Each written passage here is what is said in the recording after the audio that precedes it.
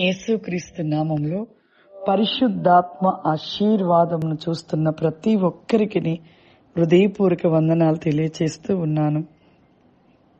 ఈరోజు వాక్య భాగమును మనం ధ్యానించుకుందాము. సామెతల గ్రంథము 8వ అధ్యాయము 17వ వచనము. నన్ను ప్రేమించి వారిని నేను ప్రేమించుచు ఉన్నాను. నన్ను జాగ్రత్తగా వెతుకువారు నన్ను కనుగొందురు. ఐశ్వర్యము, ఘనతయు, స్థిరమై నీతియు నా యొద్దనున్నవి. చూడండి ప్రియులారా, ఈరోజు ఒక గొప్ప వాక్యము. నిజంగా ఈ వాక్యం నాకు చాలా ఇష్టమైన ఒక మాటలు. నన్ను ప్రేమించు వారిని నేను ప్రేమించును. నన్ను జాగ్రత్తగా వెతుకువారు నన్ను కనుగొందురు. ఈ రెండు మాటలు నిజమే.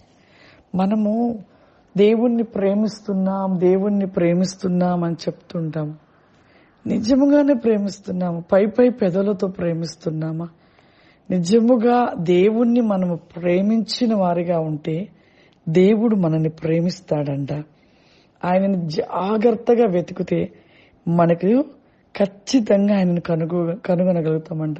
చాలా మంది చెప్తారు నాకు, అమ్మ నేను దర్శనాలు చూడలేకపోతున్నానమ్మా, నాకు ముఖాముఖి దర్శనాలు చూడాలన్న ఆశ ఉంది, కానీ చూడలేకపోతున్నాను. అమ్మా నేను కళ దర్శనాల్లో ఎన్నో రోజుల దేవుడిని అడుగుతున్నాను, కానీ దేవుడు ఒక్క దర్శనమైనా కనపడట్లేదు అంటూ ఉంటారు. నిజమే. నిజంగా మనం దేవుణ్ణి ప్రేమిస్తే ఖచ్చితంగా ఆయన మనం ప్రేమిస్తాడు. ఆయన జాగ్రత్తగా వెతికితే ఖచ్చితంగా మనం ఆయన కనుగొనగలుగుతాం. కానీ మన మనసు, ఆలోచన, దృష్టి ఎక్కడో పెడతారు కొంతమంది. ఏదో ప్రార్థన చేస్తుంటారు. వారి హృదయంలో అనేకమైన నలుసులు, అనేకమైన తలంపులు, అనేకమైన ఆలోచనలు, క్రియలు కలిగి ఉండి ఎంత ప్రార్థన చేస్తున్నా వాళ్ళ హృదయం ఎలా ఓపెన్ అవుతుంది? వాళ్ళ హృదయం ఓపెన్ కావాలి అంటే నీ మనసు ఆయనతో ఉండాలి కదా. చూడండి, కొంతమంది తల్లిదండ్రుల్ని ప్రేమిస్తారు, కొంతమంది భార్యని ప్రేమిస్తారు, కొంతమంది బిడ్డల్ని ప్రేమిస్తారు. ఇలా ప్రేమిస్తూ ఉంటారు.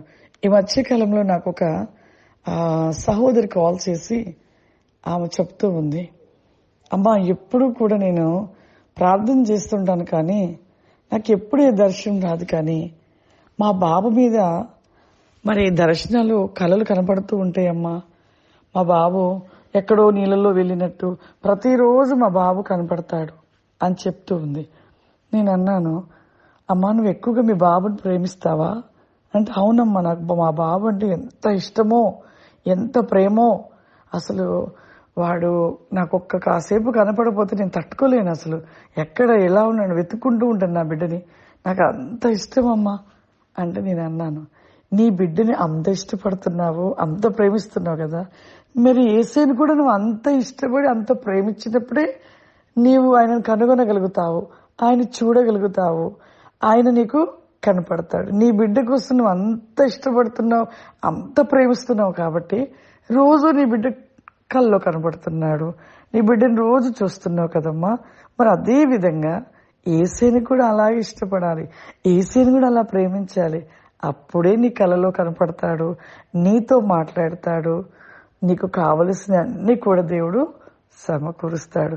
ఆ విధంగా నువ్వు కనుగొనగలుగుతావు. కానీ మనమేదో ఇష్టం ఉంది అనేసి పై మాటలు చెప్తూ ఏదో ప్రార్థన చేసి దేవుడు కనపడట్లేదు ఏంటి, ఎంత ప్రార్థన చేసినా నాకు కనపడట్లేదు ఏంటి అని అంటుంటారు.